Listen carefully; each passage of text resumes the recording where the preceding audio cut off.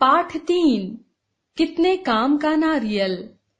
सिद्धिका आज स्कूल नहीं आई थी। उसकी तबीयत ठीक नहीं थी।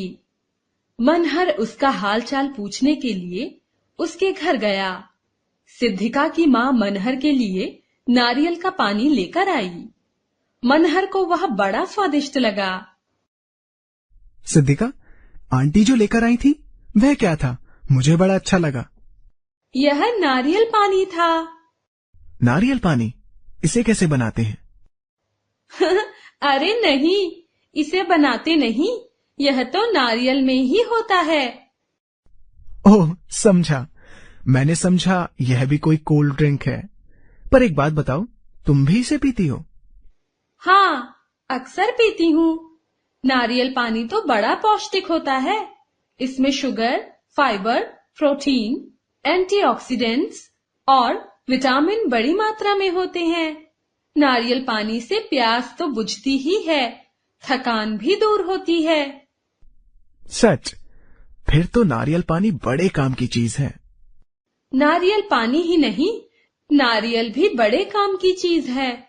इसे जिंदगी का पेड़ या जन्नत का दरख्त ऐसे ही तो नहीं कहते। नारियल के पेड़ का हर हिस्सा किसी न किसी इस्तेमाल में जरूर आता है। मैं सोच रहा था कि नारियल पानी तो मैंने और तुमने पी लिया। आंटी अब उस नारियल का क्या करेंगी जिसमें से यह पानी निकला है? उसे भी खाने या किसी व्यंजन बनाने में प्रयोग करेंगी। हम दक्षिण भारतीयों के घरों में तो नारियल के बिना किसी डिश के बारे में सोचा भी नहीं जा सकता। हाँ, सच। हम डोसा खाते हैं तो साथ में नारियल चटनी बड़ी स्वादिष्ट लगती है। मैंने नारियल बर्फी के बारे में भी सुना है, बड़ी टेस्टी होती है। तुम्हारे घर में और भी डिश बनती होंगी। क्या क्या बनता है नारियल से? नारियल से बहुत सारे व्यंजन बनाए जाते हैं। हम लोग coconut rice, coconut pudding, coconut custard halwa, coconut chicken curry, coconut लौकी, coconut raita, tomato coconut soup बनाते हैं। इसके अतिरिक्त और भी बहुत सारे व्यंजन बनाए जाते हैं। कोकोनट चिक्की का टेस्ट तो कमाल का होता है। जैसे आपके घरों में आलू का प्रयोग बहुत सारे व्यंजनों में होता है, वैसे ही हम नारियल का प्रयोग करते हैं। मैंने सुना है कि तुम खाना पकाने के लिए भी नारियल तेल का इस्तेमाल करते हो। यह बात सही है क्या? बिल्कुल सही।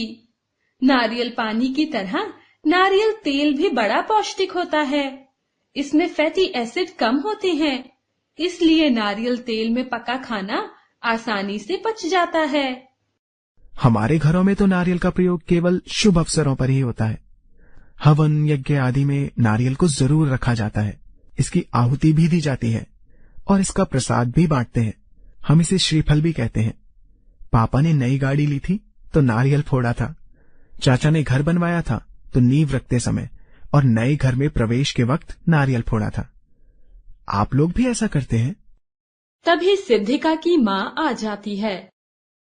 हाँ, सभी हिंदू परिवार ऐसा करते हैं। अब तो कई दूसरे धर्मों के लोग भी शुभ कार्य में नारियल फोड़ने की रस्म निभाने लगे हैं। इससे लोगों की आस्था जुड़ी है।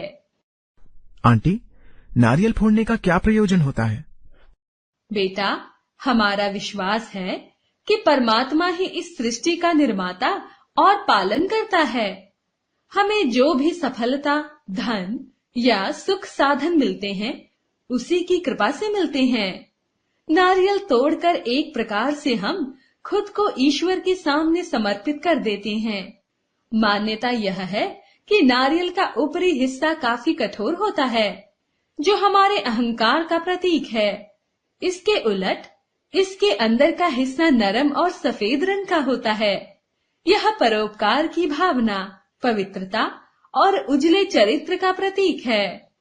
नारियल तोड़ने की परंपरा इस बात का संकेत है कि अहंकार को हटाकर ही एक व्यक्ति अच्छे गुणों को पा सकता है और अच्छे गुण उसे ईश्वर से मिलवा सकते हैं। धन्यवाद आंटी जी, आपने बड़ी अच्छी बात बताई। मनहर बेटा, केरल में जहाँ हमारा घर है, उसके चारों ओर नारियल के पेड़ हैं।